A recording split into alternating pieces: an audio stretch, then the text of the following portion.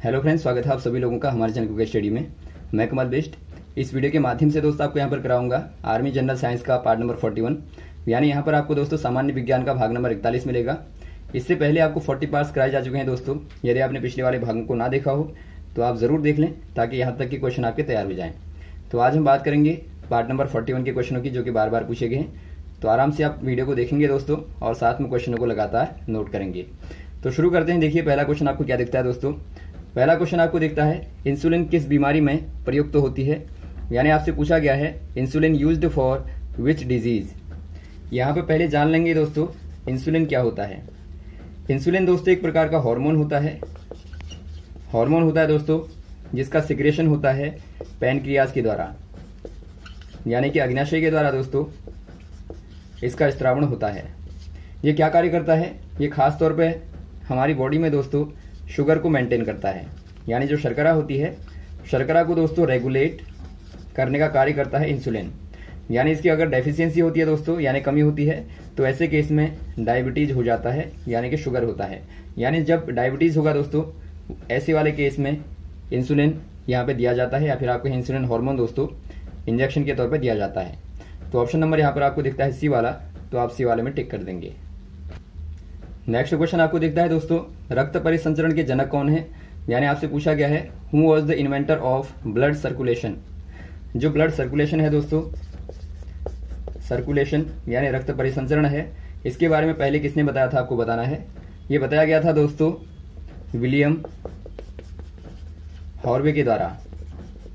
यहां पर आप याद रखेंगे विलियम हार्वे के द्वारा ये बताया गया था। यदि क्वेश्चन आता है कि जो ब्लड ग्रुप है इसके बारे में, यानी कि रक्त समूह के बारे में दोस्तों किसके द्वारा बताया गया था, ये बताया गया था कार्ल लैंडस्टीनर के द्वारा। यानी पहली बार दोस्तों इन्होंने ही बताया था ए, बी और ओ के बारे में। ए, बी और ओ तीन ग्रुपों के बारे में बताया था शुरुआत में इन्होंने, या फिर आप कहें दोस्तों RH फैक्टर के बारे में बताया था।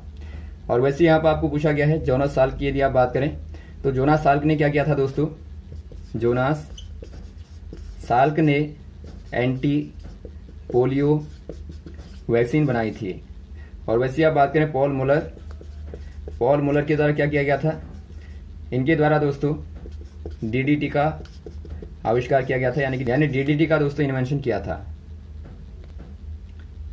नेक्स्ट क्वेश्चन देखिए दोस्तों, गलघोंटू के संबंधित ग्रंथि है, यानी आपसे पूछा गया है विच gland is associated with goitre. यदि आप बात करें गोइटर की, गोइटर या फिर आप कहें दोस्तों गलघोंटू, नाम से ही आपको मालूम हो रहा होगा गले में दोस्तों जो यहाँ पे सूजन हो जाती है, इन्फ्लामेशन हो जाता है, इसी को आप कहते हैं गोइटर।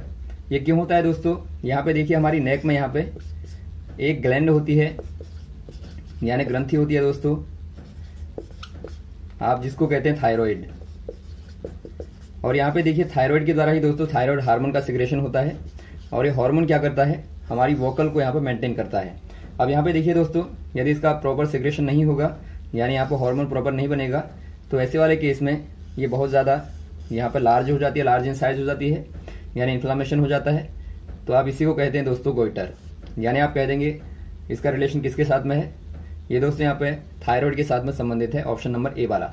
यदि आपको पूछा जाए दोस्तों ये किसकी डेफिशिएंसी से होता है, यानी किसकी कमी के कारण यहाँ पर गोइटर होता है, तो आप कह देंगे आयोडीन की कमी के कारण दोस्तों होता है। नेक्स्ट क्वेश्चन देखिए दोस्तों, विश्व की प्रथम कृत्रिम हृदय प्रत्यारोपण सर्जरी किसने की थी, यानी आपसे पूछा गया है world first artificial heart transplantation surgery was done by. दोस्तों यहाँ पे देखिए जो वर्ल्ड की हार्ट ट्रांसफर या फिर आप कहें ट्रांसप्लांटेशन सर्जरी हुई थी, ये दोस्तों एट फर्स्ट किसके द्वारा की गई थी आपको बताना है। ये दोस्तों की गई थी विलियम डी ब्रीस के द्वारा। आप याद रखेंगे विलियम डी ब्रीस ने दोस्तों पहली बार यहाँ पे इसको ट्रांसफर किया था। और यहाँ पे यदि आप बात करें दोस्तों जो हार्ट ट्रांसप्लांटेशन के इन्वेंटर माने जाते हैं, या फिर आप कहें दोस्तों जो जनक माने जाते हैं, वो यहाँ पे हैं क्रिश्चियन बार्नार्ड। यानी क्रिश्चियन बार्नार्ड ने दोस्तों पहली बार यहाँ पे बताया था कि यहाँ पर हार्ट को ट्रांसफर आप कर सकते हैं, तो आप यहाँ पे इनको जनक मानते हैं। और वैसे यदि आप बात करें रॉबर्ट जारविक की दोस्तों, और यहाँ पे दोस्तों रॉबर्ट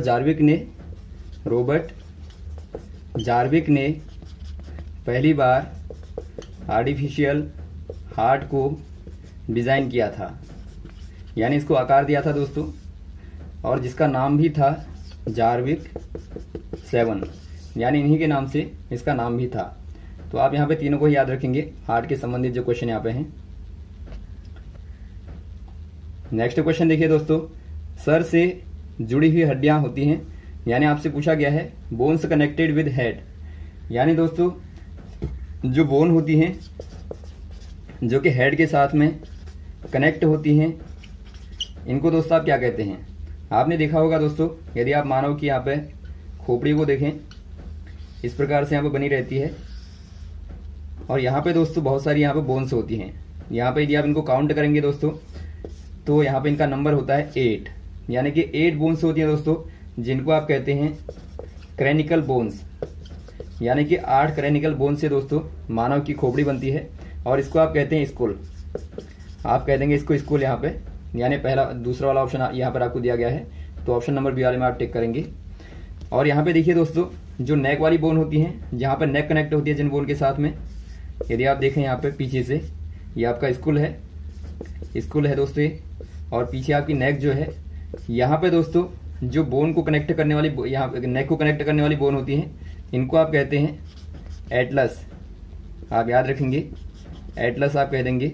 और जो तिरछी वाली है दोस्तों, इनको आप कहते हैं एक्सिस। तो यहाँ पर आप इनको याद रखेंगे तीनों को ही। तो यहाँ पे दोस्तों आपको स्कुल पूछा गया है, तो आप यहाँ पर टिक करेंगे ऑप्शन नंबर बी वाले में।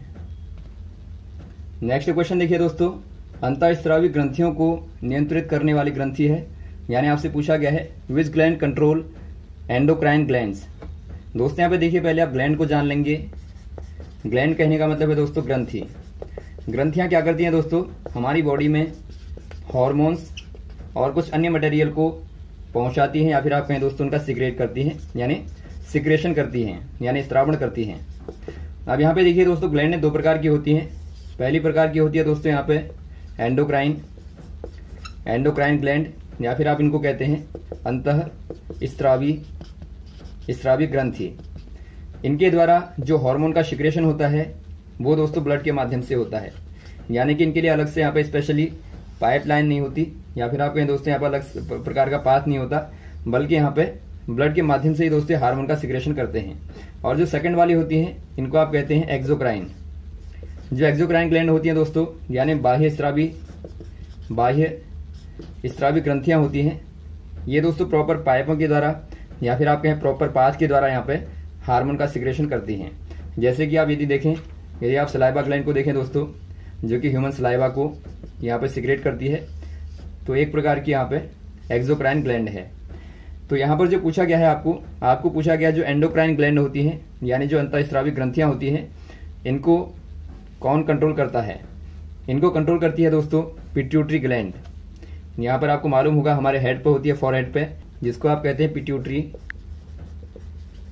ग्लैंड, या फिर आप इसको कहते हैं दोस्तों पीयूष ग्रंथि। और इसका जो उपनेम है यानी नेक नेम है दोस्तों, वो है मास्टर ग्लैंड। मास्टर ग्लैंड कहने का मतलब ही है ये दोस्तों कंट्रोल करती है। तो यहाँ पर आप कह देंगे ऑप्शन नंबर कौन सा हो जाएगा, ऑप्शन नंबर दोस्तों बी वाला हो जाएगा। और आपको ये भी मालूम होना चाहिए दोस्तों, जो पिट्यूटरी ग्लैंड होती है ये आपकी सबसे छोटी वाली ग्लैंड होती है, और जो बड़ी वाली होती है वो लिवर होती है। यानी लिवर आपकी बड़ी ग्लैंड होती है, यानी सबसे बड़ी ग्रंथि होती है, और जो पिट्यूटरी है यानी पीयूष है, ये सबसे छोटी वाली ग्लैंड होती है। अगला क्वेश्चन देखिए दोस्तों, शरीर की रासायनिक क्रियाओं को कौन नियमित करता है। यानी आपसे पूछा गया है which substance regulate the chemical reactions in the body. दोस्तों यहाँ पे देखिए हमारी बॉडी के अंदर अलग अलग प्रकार की केमिकल रिएक्शंस होती हैं, यानी रासायनिक क्रियाएं होती हैं दोस्तों, जिनको रेगुलेट करने के लिए, या फिर आप कहें दोस्तों नियमित करने के लिए यहाँ पे खास प्रकार के सबस्टेंस होते हैं। तो आपको बताना है वो सबस्टेंस क्या होते हैं जो कि रेगुलेट करते हैं, या फिर आप कहें जो दोस्तों रिएक्शन को मेंटेन करते हैं। जैसा कि आप देखते हैं फूड डाइजेशन में हो गया, या फिर दोस्तों सेल्स के यहाँ पे नए निर्माण में हो गया, या डिवीजन में हो गया। यहाँ पे खास तौर पे कुछ यहाँ पे एंजाइम दोस्तों वर्क करते हैं, जिनको आप कैटलिस्ट कह सकते हैं, यानी उत्प्रेरक के तौर पर दोस्तों कार्य करते हैं। इनको कहते हैं आप एंजाइम आप कह देंगे दोस्तों, जो कि खास तौर पे, जो कि दोस्तों इनिशियली एमिनो एसिड से मिलकर बने होते हैं। तो यहाँ पर आप टिक कर देंगे ऑप्शन नंबर बी वाले में, एंजाइम में। नेक्स्ट क्वेश्चन देखिए दोस्तों, रक्त का अध्ययन कहलाता है, यानी आपसे पूछा गया है study of blood is known as. यदि आप बात करें स्टडी ऑफ ब्लड तो आप इसको कहते हैं दोस्तों हेमेटोलॉजी। आपको देखिए हीमोग्लोबिन से याद रखना है यहाँ पे, यानी हीमोग्लोबिन से ही दोस्तों आपका हेमेटोलॉजी बनता है। और वैसे आप बात करें दोस्तों ऑस्टियोलॉजी, ऑस्टियोलॉजी के अंदर दोस्तों आप यहाँ पे स्टडी करते हैं बोन्स की, यानी हड्डियों की, यहाँ पे हड्डियों की दोस्तों यहाँ पर आप पढ़ाई करते हैं या फिर आपके यहाँ अध्ययन करते हैं। वैसे आप बात करें दोस्तों ऑर्निथोलॉजी, ऑर्निथोलॉजी के अंदर आप बर्ड्स की यानी पक्षियों का अध्ययन करते हैं।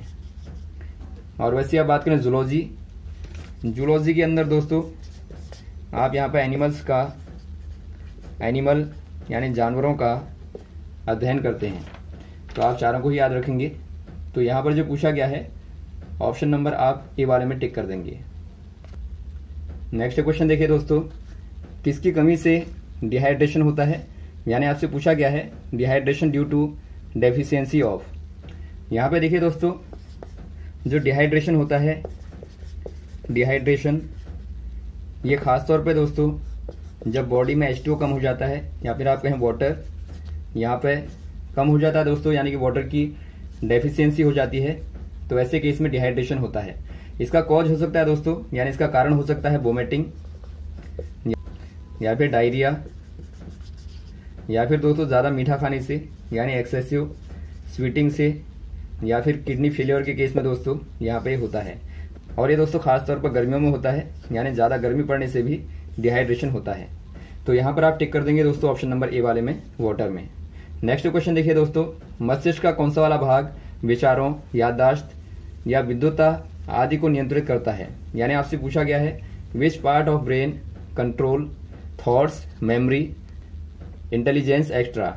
दोस्तों यहाँ पे देखिए यदि आप बात करें ह्यूमन ब्रेन की दोस्तों, यहाँ पे जो ह्यूमन ब्रेन होता है यहाँ पे मेनली दोस्तों इसके 3 पार्ट होते हैं, जिनमें से जो आगे वाला पार्ट होता है, बड़ा वाला भाग जो होता है आगे का, ये कहलाता है सेरिब्रम, सेरिब्रम आप इसको कहते हैं।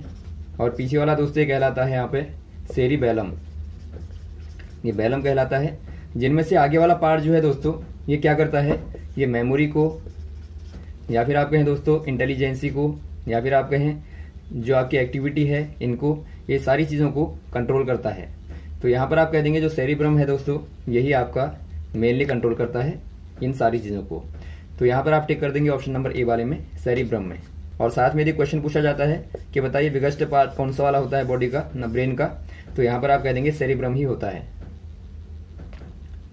नेक्स्ट क्वेश्चन देखिए दोस्तों, स्टार्च को माल्टोस में कौन परिवर्तित करता है, यानी आपसे पूछा गया है which convert starch into maltose.